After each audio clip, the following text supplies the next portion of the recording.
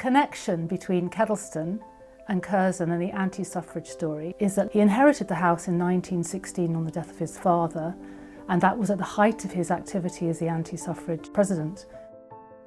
Lord Curzon was fundamental to the formation of the National League for Opposing Women's Suffrage. They worked to petition MPs between 1910 and 1912 and managed to block a number of bills that were designed to appease the suffrage movement. It was only with the coming of the First World War that both the suffrage and the anti-suffrage movements toned down their activities. A lot of women had took on the roles and responsibilities of men due to their fighting at the front, and proved that they could fulfil those roles very, very well, and particularly in a time when the country was in a crisis.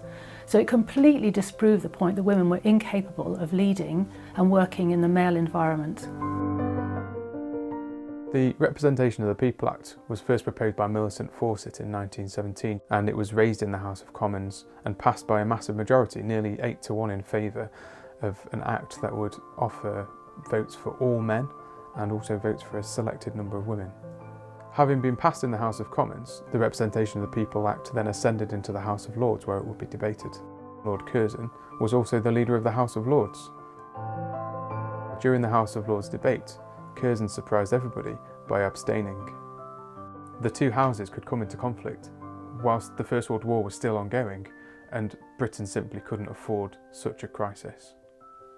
Numerous lords followed suit, and the mass abstention by the House of Lords allowed the Representation of the People Act to pass through unopposed.